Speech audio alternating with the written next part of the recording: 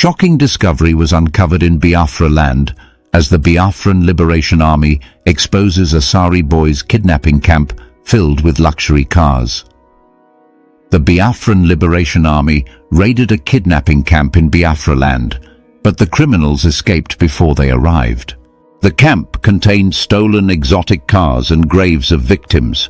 Meanwhile, some critics have condemned the atrocities committed in the name of financial gain, emphasizing the brutality of kidnappers who kill victims even after collecting ransom. The Nigerian government allegedly demands that Nnamdi Kanu renounce the Biafra movement before considering his release, despite violating international laws by kidnapping him from Kenya. They accuses the Nigerian government, particularly President Bola Ahmed Tinubu, of being corrupt, questioning the whereabouts of oil subsidy savings, and alleging massive theft of public funds. They claim that the Southeast is being excluded from national development projects, with no functioning international airports, seaports, or federal presence in the region. The Nigerian military is accused of exploiting and oppressing the Southeast through excessive checkpoints and facilitating resource exploitation while restricting economic growth. They asserts that Biafra has declared its independence and will no longer tolerate Nigerian military actions in its land, warning of consequences for further aggression. However, the southeastern governors allegedly failed to suppress the sit-at-home protests, which will only end with Nnamdi Kanu's release. Religious leaders who previously spoke against past governments are now silent under Tinubu's rule, indicating bias and complicity in corruption. They claim Nigeria is one of the most corrupt and terror-ridden nations, with a passport that holds no international respect, reinforcing the argument for Biafra's independence.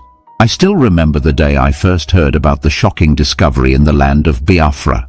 It was one of those moments when reality seems too harsh to be true, and yet it unfolds right before your eyes. I had been scrolling through news reports when I came across a story that left me both heartbroken and enraged. The news told of an operation by the Biafran Liberation Army in the heart of Biafra, where they had uncovered a secret camp used by criminals to hold kidnapped young Asari boys. The camp was not only a holding place for these innocent victims, but also a den of unspeakable horrors. It turned out that the camp was filled with stolen luxury vehicles, the kind of exotic cars that many dream of owning, and even more chilling were the graves scattered around the site where the victims were laid to rest after their lives had been callously ended. I was taken aback by the gravity of the situation. The Biafran Liberation Army had bravely entered the area, intent on exposing the depravity that had taken root in the region. However, when they arrived, the criminals had already fled, leaving behind only the physical remnants of their crimes. As I learned more about the incident, I found myself unable to shake the images of the stolen luxury vehicles and the rows of graves. Each element of the story painted a picture of a brutal system in which human lives were traded for financial gain, where money became more important than the lives of young boys, and where the cries of the innocent were drowned out by the greed of those in power. I began to think about how the criminals, in their ruthless pursuit of money, would kidnap people, collect ransom, and then not hesitate to kill them if it meant securing their financial reward. It was as if the value of human life had been completely erased, replaced by a cold calculation of profit and loss. This revelation made me reflect on the inherent cruelty of those who would go to such lengths for money, and it left me wondering how society could allow such barbarity to continue unchecked. The idea that these criminals could operate with impunity in a place that was supposed to be safe and secure was something that troubled me deeply. Beyond the immediate horror of the kidnapping camp, there was another layer to the story that I could not ignore. It involved the broader political and social context of Nigeria and the long-standing issues of corruption and oppression that had plagued the nation for years. I learned that the Nigerian government was being accused of demanding that Nnamdi Kanu, a prominent figure in the struggle for Biafran independence, renounce his support for the Biafra movement before they would even consider releasing him.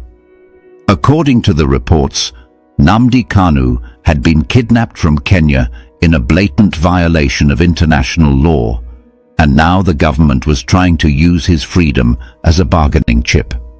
The situation was made even more complex by allegations that the Nigerian government, particularly under the leadership of President Bola Ahmed Tinubu, was deeply corrupt.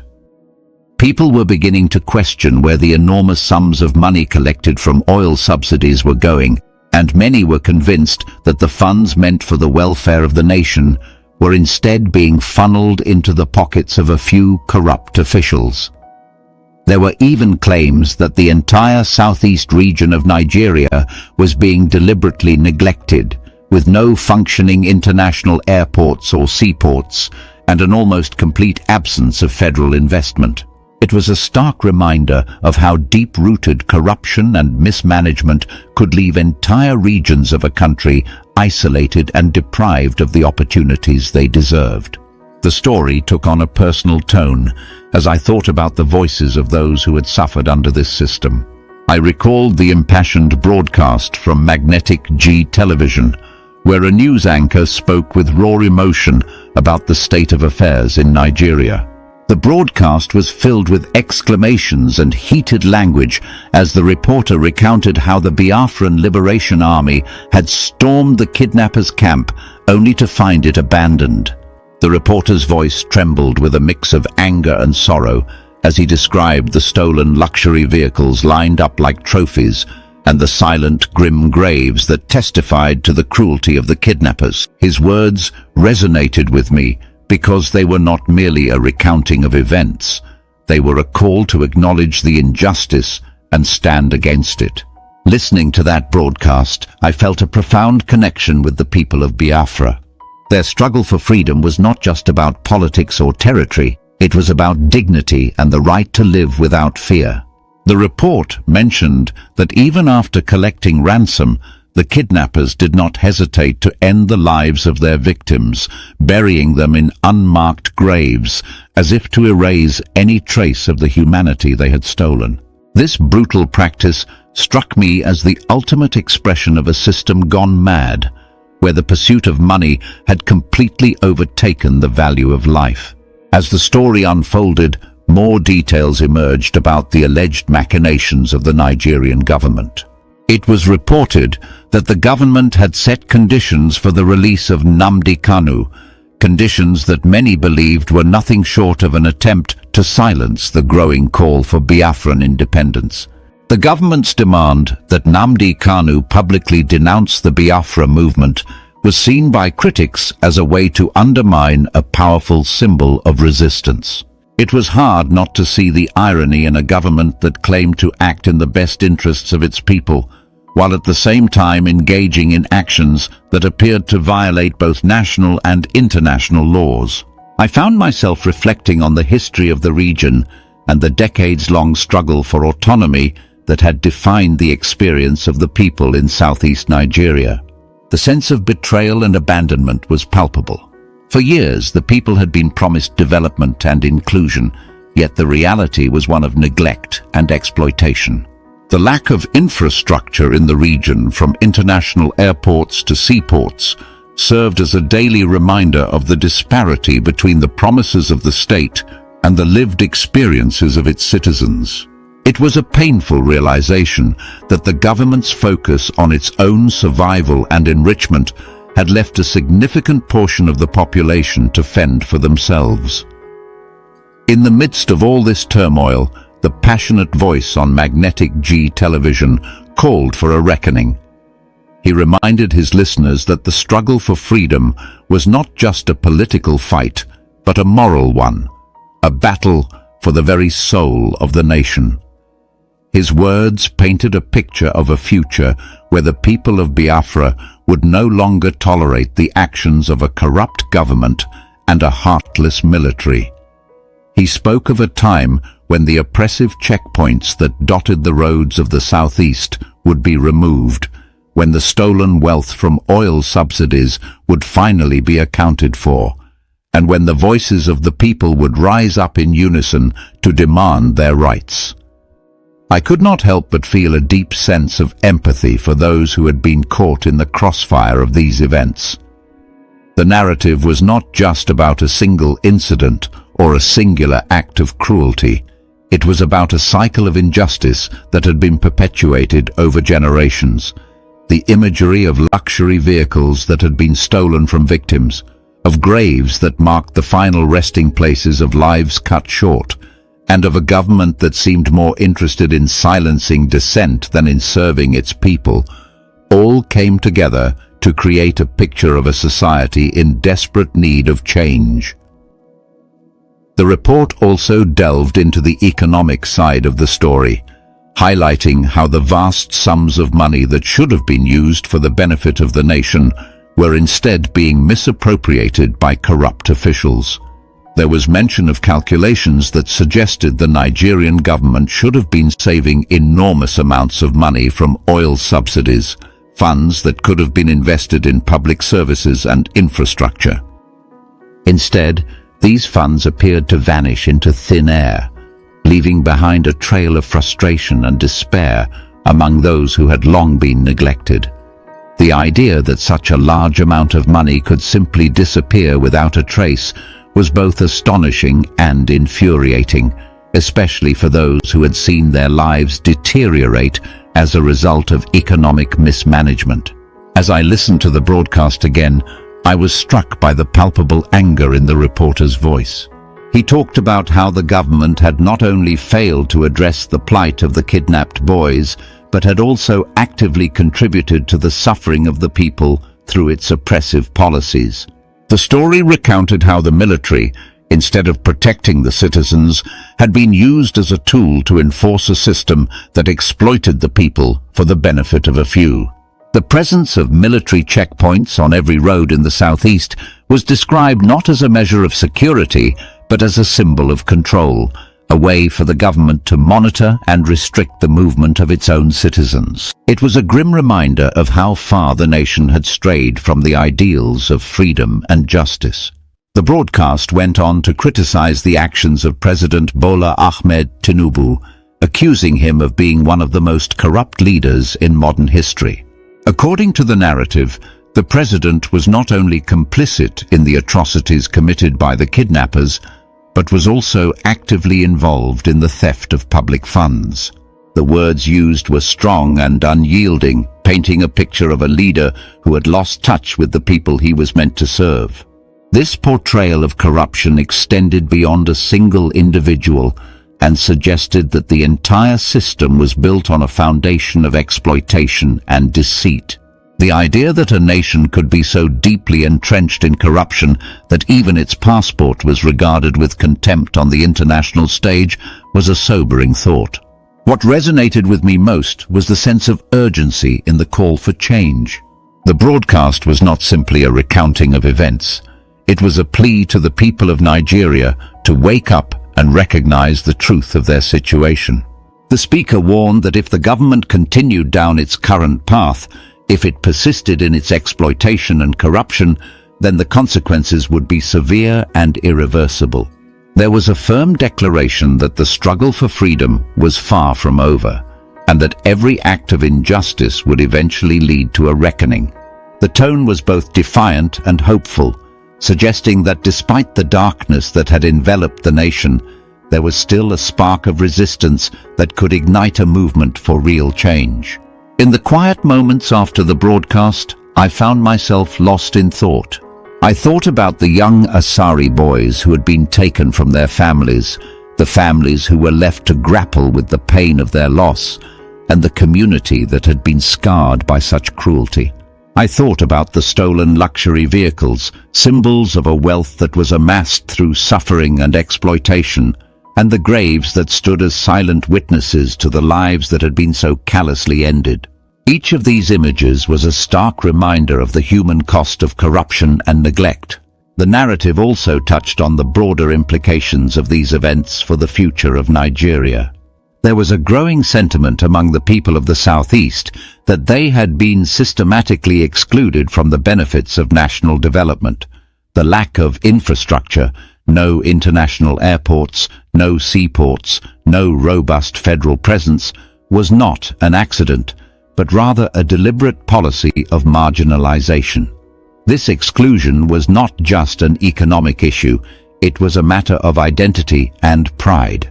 The people of Biafra had a rich history and culture, and they deserved to be recognized as an integral part of the nation.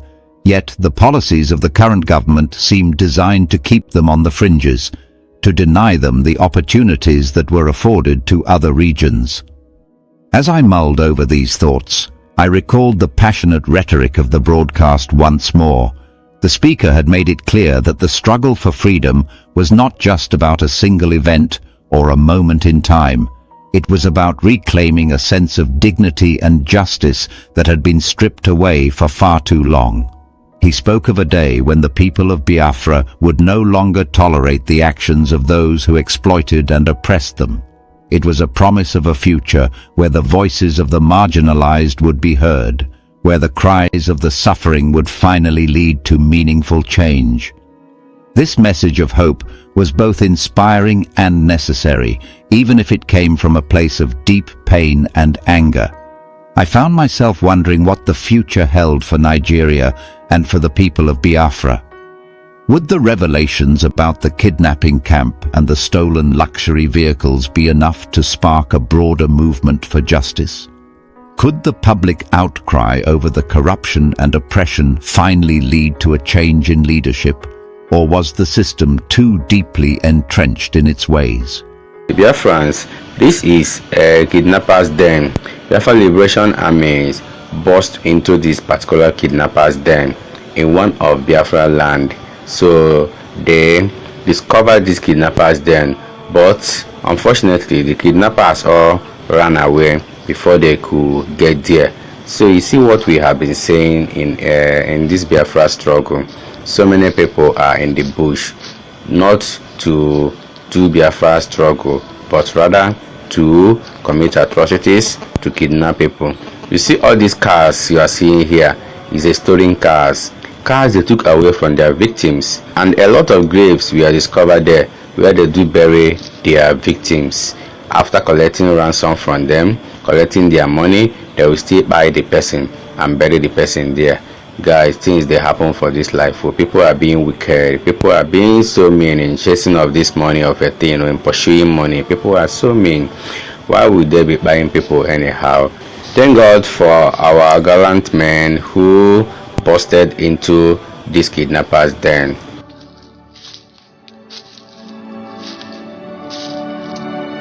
Oh, Biafra, we shall always remember all that perished in the struggle for our freedom. All hail our heroes. Our prayer shall be in one, all day and night. Say them always, all hail Biafra.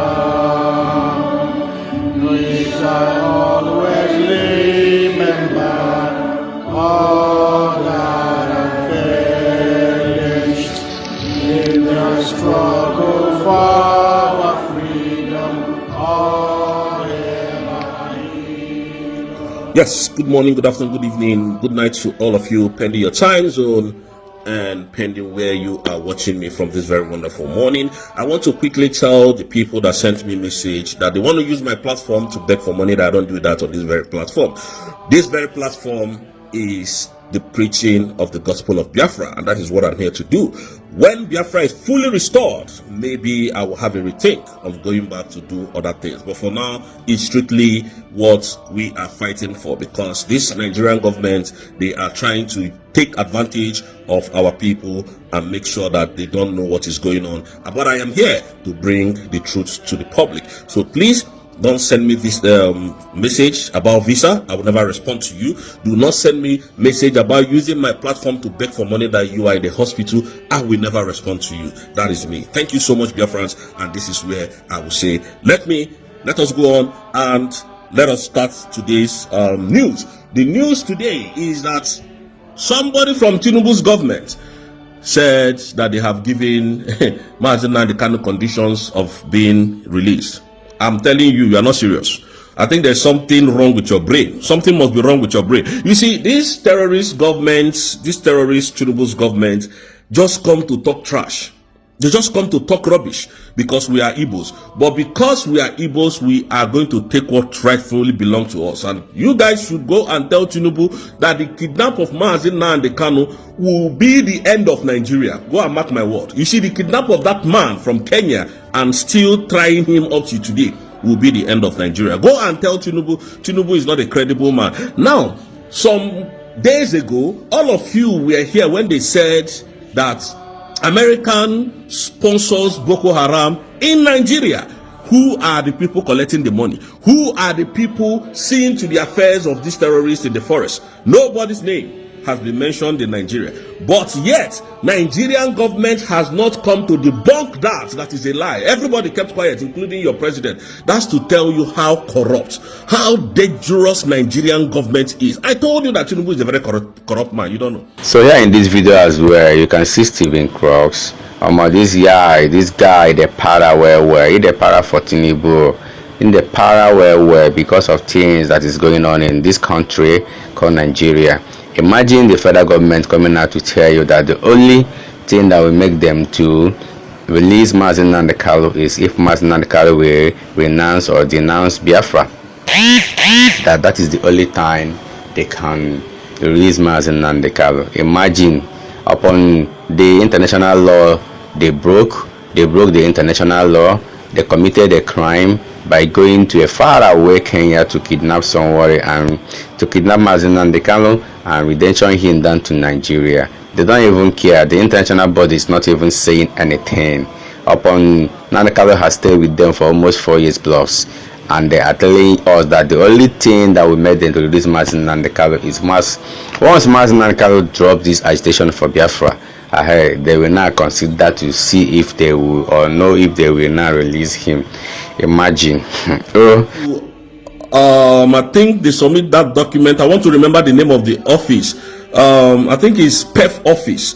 They submit it to PEF office, and then they go through it. Now submit it to the minister of to NNPC. NNPC will oversee the whole vessel check, and then they will make payment of probably some of them collect $10 billion per month. Some of them collect $422 billion per month. And each month, the depot owners in the whole of Nigeria collect money from, bringing products from Nigeria. But when Tinubu came in, Tinubu said subsidy is gone, and which means Tinubu doesn't want to pay that money. And now let us ask Tinubu a question. All the money that he's saving from that subsidy, where is it? Because apparently, from my own calculation, Tinubu should be having savings of 326 billion naira in oil savings. That's what they should be. $26 billion, I mean to say, in oil. Where is that money today? Tinubu cannot make account of it. This man is very, very corrupt, very highly corrupt. And that is why when he came in and said subsidy is gone, people were happy, thinking that the price of products will go down, the price of petrol would drop. But up to today, fuel is being sold for 1,000 plus, 1,006 or thereabouts. And the pastors in Nigeria that came out during Jonathan time, none of them is speaking. None of them, no one person is talking today. That is to tell you that we Igbos cannot be part of Nigeria. Nigeria is a very corrupt country, very highly corrupt. Tinubu ranks to be the number 3rd person in the most corrupt people in the world. Number 3 person in the most corrupt nation in the world. That is Ahmed Bola Tinubu. So guys, what do you think? What do you think? Listen to this young man, Stephen Cross. He is making sense here. Destroying lives and property in the southeast cannot go to US. This is how corrupt Tinubu is. Very corrupt man indeed. A man that went to school that was not even in invention within the space of time that he submitted the document that he went to that school. The school was not existing. A man that went to Chicago State University as a man, graduated as a woman. How mysterious can that be? Tinubu is very corrupt. A very corrupt man indeed. A thief. A criminal. This is who Tinubu is. And that is the person that is trying to jail Nnamdi Kanu. That is the person that Bianca Ojukwu is working for. Who among Tinubu's cabinet that is a credible person that you can say, oh, this person stands out to be a very good man. This person stands out to have integrity. His vice president is, they were part of the people who created Boko Haram in Nigeria. His the vice president, Shetima. They are the part of the people, the problem of Nigeria. And today you want us to be in that same contraction. Why do you think that this terrorist government always, every single time you will see checkpoints in the whole of the southeast? Why? Is because they are using those military to monitor how many vessels, how many products that passes. And do you know that they mine coal in Enugu? So when they load hundreds of coals in their trucks, the military are the one to make sure that those coal and those things that they mine from Enugu, from the whole of the southeast, has easy passage. That is why the military are everywhere in the whole of the southeast. But that is coming to an end today. That is coming to an end. And we want to tell this terrorist government that is called illegitimate government of Alhaji Bola Ahmed Tinubu. None of you can ever kill our people again as we stand from today onwards and go scot-free. Shetima, you should tell your chief of staff, chief of army staff that was refused Canadian visa, that he can never, Christopher Musa can never kill Biafrans again and go scot-free. The people that are in Biafran land, that Biafran land will swallow all of them. It has started, but you are not telling the world what is going on now. You can't talk. You people know it has started. You can never kill Biafran and go scot-free again. None of you can do that. None. None of you. And Soludo, we are just watching you. We are still watching you. You told people not to wear pants, not to do dread, and anywhere you see them. But your children are in London. They are in London here. They're not in London. With dread. Your daughter is almost naked every time you see her. Your 2 children, they use dread. Soludo. They do dread on their head. The laws of Nigeria is only working for the poor masses.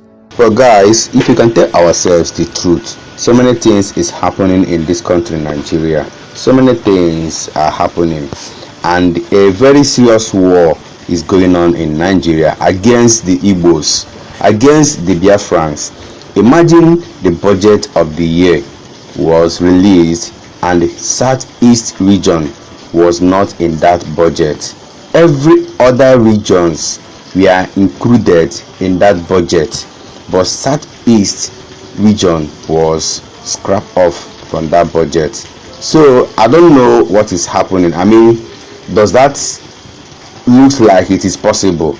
Yes, they made it possible, and they were not debating it in the House of Reps. Are you getting me? They were not debating it there. Imagine. So that is to tell you, hated in the Igbo well. Ogwana say no victor, no vanquish, or more. That one are just long statements. Till tomorrow, they are fighting against Igbos. Yoruba, Hausa, and other tribes united against Igbos till tomorrow. So why won't an Igbo man come up and say he wants freedom? He wants his own country. that he is a Biafran before Nigeria was merged, that he wants to go back to become a real Biafran person. So once anybody is saying that he wants to be a Biafran, the person is not wrong, because one Nigeria doesn't seem to work out. It doesn't seem to work out. They are excluding us from every vital role in Nigeria. Everything that is meant to be good, they will just take it out from us. The only thing they are doing is to organize military men, send them down to Nigeria, checkpoints everywhere, here and there, before you can travel from one state to another. Within Southeast Zone, you go see more than 10 checkpoints. The same straight road though, no be corner road for that matter. The same straight road from pole to pole. Checkpoint. What are they doing there? Just collecting money from Igbos, collecting money. Are you getting me? So all these things is happening. So why would somebody step up and say we want Biafra? There is no seaport working in Biafra land. There is no international airport working in Biafra land. There is no federal presence in Biafra land. Now, as an Igbo guy, if you want to travel out of the country, you go to Yoruba land to go and process your visa, or you go to Hausa land to go and process your visa. When your visa is out, before you travel out, you still go back to the Yoruba land, or you still go back to Hausa land to use their international airport. Why in the actual sense you are supposed to stay in Biafra land and use Biafra international airport? But there's no Biafra international airport in Biafra land. The one that's supposed to be working in Enugu International Airport during the time of Jonathan. They use whatever means they have to stop that one till today. And then youths that are well educated, they are all of them, most of them are Okada riders, most of them are selling clothes, most of them are hand robbers, most of them are Yahoo boys, most of them are frustrated in Nigeria. Yet you are stealing billions from oil, from the subsidy that you remove, stealing billions. You're a very wicked man. Tinubu is a very heartless man, and that's why he cannot talk to Donald Trump. That's why Donald Trump does not respect him, because he's a thief, a criminal, a very terrible person indeed. Tinubu is a terrorist, a thief, terrorizing his own citizen. Can you imagine? Oh, you said Igbo Nigeria should be one, but you are treating your own citizen the way you are treating Nnamdi Kanu, and you want us to be in that same place? A man that the court has freed, the competent court of Nigeria has discharged and acquitted. You still went to bring his tale of execution and still kept him in bondage because he slept with your wife, Tinubu. But we told you that Simon Ekpa told you that he will be the end of Nigeria. And Biafrans, I want you even to remind you people, Nigerian government, we are running up and down. Oh, we are bringing Simon Ekpa back. Oh, I saw one idiot write something on my comment section that they have people that are responding to their cases in US and in Finland, that they are in Finland. My brother, what you don't know is bigger than you. Don't pretend. Nobody has come. All Nigerians do is to send emails. They use their part to send emails. Nobody is here to represent them in Finland. They are all thieves, criminals. That is who our wife's former hero is working with. A person that does not have integrity. Name one person that is in this administration that has integrity. Nobody. Buhari's own was even fairer, better. You could see people that had integrity and that had, a lot of, respect. I could remember during Tinubu's administration, he went to meet Donald Trump. Buhari, I mean to say. He went to meet Donald Trump. The records are there. Tinubu cannot, because he's a thief, a criminal. That's who Tinubu is. And we're not scared to tell you that this is who you are. We're not scared to tell you. I want this message to get to Aso Rock, so they will know that we know what they're doing. And this is the end. Please, for the very first time, share this video. For the very first time, I'm asking you to share. I don't ask people to share my video. You all know that my video is going viral, but I don't ask people to share. But for the very first time, share. And I repeat, no Nigerian terrorist army that comes to Biafran land to kill any of our people that will go scot-free this time around. If you think we are joking, come and kill again. Come and kill again. And see what will come after. We'll see what will come after you. You people have done enough. And we have risen to the occasion. Tell Tinubu, if he doesn't release Nnamdi Kanu, Nnamdi Kanu will be the end of Nigeria. Trust, believe you me. Go and take my word to the bank. I tell you everything that happens. I tell you the way it is. I don't come here to sugarcoat words. I told you that Nigeria can never on this planet Earth repatriate ever. I told you that, and it didn't happen. Some people were, some bloggers that I respected so much, I was disappointed when they say, oh, they have intel that Epa will be extradited. Look at Christopher Musa telling you what he cannot do. Today, they are ranked number 5th country that is more terrorizing their people. Number 5th. Tell me as a Nigerian what you as a Nigeria has benefited as a Nigerian. That you will come to my social media handle to write rubbish. Tell me one thing. All of you will tell you, somebody will come here now and say, oh, we have Nigerian passport. That Nigerian passport is as useless as tissue paper. And we paid for it. There is nowhere in the world that passport is respected. Nowhere, if there is. Okay, let's interact in our comment section. From the stables of Magnetic Chicks TV, we love you all. Yes, bye. Take care. I will be back. And I keep telling you that our Prime Minister restrictions, part of them has been lifted and he will soon join us. And I believe that you guys know that what Nigerian government brought was very heavy, but he's been able to demolish them. So thank you, Biafrans. May God bless you and may God bless my followers. And I will always be here every single time when there is updates to update you on the recent happenings all over the world, including Finland. Thank you so much and may God bless you. See you. Today is 17th day of February 2025. Mazan Kasita told me in this side of the world, you can say without much ado, it is 120%. Every shop are locked down or their own evolution. They want freedom. Biafra has gone. Biafra have been declared. Biafra is to be protected. Invaders are not allowed. Aliens are not allowed. So we want to maintain our sovereignty. Yes, we are going home. Our people are willing to go now.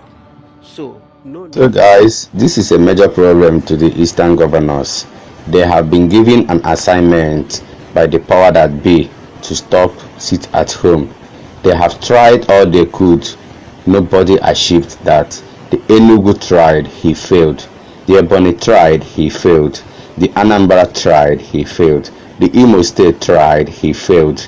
The Abia did not make any much talk about that because they were not the one that put him there. He entered there through legitimate way. So he is just trending with caution. He's a wise man. Governor Alex Oti is a wise man. He's trending with caution. But other of his colleagues are being pressurized to make sure that they stop sit at home. But they all failed. Biafrans has already made their point, telling them that the only thing can stop sit at home, Monday sit at home, is the release of Nnamdi Kanu. This is the end of our news update. Please click the icon on the top right corner of your screen to watch my next video. You will enjoy it. I will see you again in my next update. Enjoy the rest of your day. Goodbye for now.